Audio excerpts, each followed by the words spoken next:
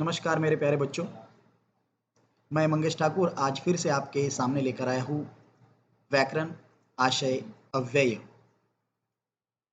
आप सब लोग विकारी और अविकारी इन सब शब्दों को जानते हैं। उसमें विकारी जो होते हैं उसमें संज्ञा सर्वनाम विशेषण क्रियापद इनका हम अभ्यास करते पढ़ाई करते हैं। लेकिन विकारी में परिवर्तन होता है। विकार मतलब क्या? कुछ परिवर्तन होना, उसे विकारी शब्द कहा जाता है। और अविकारी मतलब जिसमें कुछ परिवर्तन ही नहीं होता, और अविकारी को ही अव्यय कहा जाता है। तो आज हम अव्यय और उसके भेद इनके बारे में चर्चा करने वाले हैं। तो आइए देखते हैं अव्यय क्या होता है, उसका अर्थ क्या होता है और उसके भेद कौन कौन से हैं।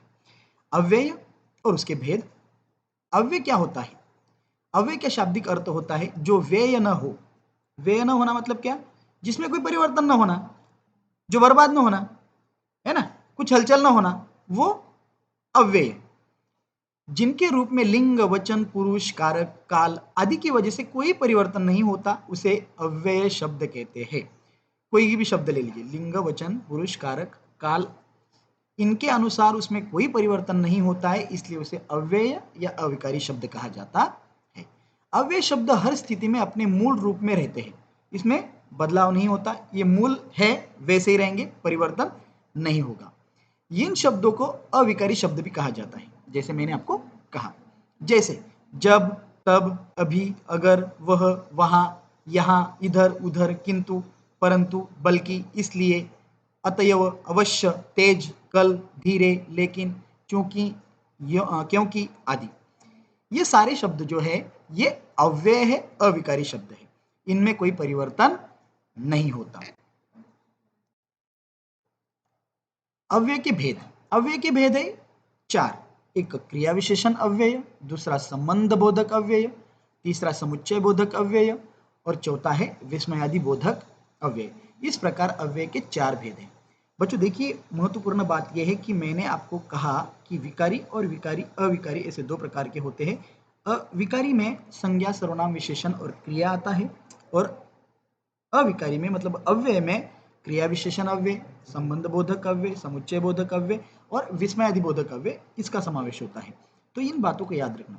विकार मतलब क्या? कुछ परिवर्तन होना, कुछ हलचल होना, है ना, वाक्य बदल जाना। जैसे उदाहरण के तौर पर ले लीजिए संज्ञा सर्वनाम विशेषण, इनकी अगर हम बात करते हैं तो वाक्य बदलता रहता है, बदलता है कि नहीं। जैसे संज्ञा, मैंने कहा कि यह स्कूल की इमारत कितनी बड़ी है, ठीक है ना। यह जो सामने है वो, जो सामने है वह, यह जो सामने है, उसके बारे में मैं आपको बता रहा हूं। अभी जैसे दूसरा, वह कौन लड़का है जो रो रहा है, देखो यह सर्वनाम, वह कौन लड़का है सर्वनाम, संज्ञा भी है सर्वनाम भी, लेकिन उसके अनुसार उसमें परिवर्तन होते जा रहा है, और परिवर्तन हो रहा है इसलिए वो विकारी है, और जिनमें परिवर्तन नहीं होता वो अविकारी कहलाते हैं। जैसे क्रिया विशेषण अव्यय, संबंध बोधक अव्यय, समुच्चय बोधक अव्यय और विस्मयादि बोधक अव्यय। तो हम देखते हैं इन सब भेदों को विस्तार से। पहला है क्रिया विशेषण अव्यय। देखिए अभी क्रिया विशेषण अव्यय क्या? क्रिया विशेषण, क्रिया जो कार्य हम कर रहे हैं, चलने का हो, बोलने का हो, खाने का हो, दौड़ने का हो, बैठने का हो, जो भी क्रिया हम कर रहे हैं उसमें जो विशेषता है वो क्रिया विशेषण अव्यय।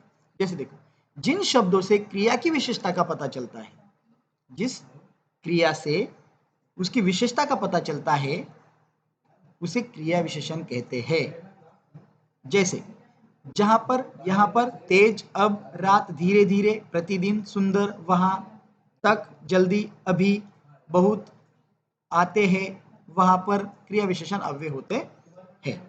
जैसे उदाहरण देखिए अभी उसके, पहला उदाहरण देखें, क्रिया की विशेषता बताने वाले शब्दों को। वह यहां से चला गया, ठीक है ना, वह यहां से चला गया, यहां से क्रिया विशेषण। घोड़ा तेज दौड़ता है, घोड़ा दौड़ता है लेकिन कैसे दौड़ता है? तेज दौड़ता है, तेज क्रिया विशेषण अव्यय। अब पढ़ना बंद करो, अब बंद करो पढ़ना, अब बंद करो, लेकिन क्या? पढ़ना, क्योंकि पढ़ना ये क्या है? क्रिया है। ओके, तो पढ़ना क्रिया विशेषण अव्यय। बच्चे धीरे धीरे चल रहे हैं, या चल रहे थे। बच्चे चल रहे थे, लेकिन कैसे चल रहे थे? धीरे धीरे। ये क्या हुआ? क्रिया की विशेषता ये शब्द क्रिया की विशेषता बता रहे हैं। जैसे अगला देखिए, वे लोग रात को पहुंचे, सुधा प्रतिदिन पढ़ती है, वह यहाँ आता है, रमेश प्रतिदिन पढ़ता है, सुमन सुंदर लिखती है, मैं बहुत थक गया हूँ। देखो, इसमें जैसे पहला जो उदाहरण है उसमें यहाँ, दूसरे उदाहरण में तेज, तीसरे उदाहरण में पढ़ना, चौथे उदाहरण में धीरे धीरे, पांचवें उदाहरण में रात को, छठे उदाहरण में पढ़ती है, सातवें उदाहरण में यहाँ, आठवें उदाहरण में पढ़ता है, प्रतिदिन। प्रतिदिन जो है वो शब्द क्रिया विशेषण अव्यय है। सुमन सुंदर लिखती है ना? सुंदर, सुंदर लिखती है, लेकिन कैसे लिखती है? सुंदर लिखती है। और मैं बहुत थक गया हूँ, बहुत थक गया हूँ, लेकिन बहुत थक गया हूँ, ये क्रिया विशेषण अव्यय है और उसके उदाहरण है। तो आया समझ में आपको? क्रिया की विशेषता बताने वाले शब्दों को क्रिया विशेषण अव्यय कहा जाता है। ठीक है, तो इस प्रकार क्रिया विशेषण अव्यय, उसकी परिभाषा और उसके उदाहरण मैंने आपको बताए। अब हम कल की तासिका में इसके और भेद पढ़ेंगे। तब तक के लिए बाय, धन्यवाद।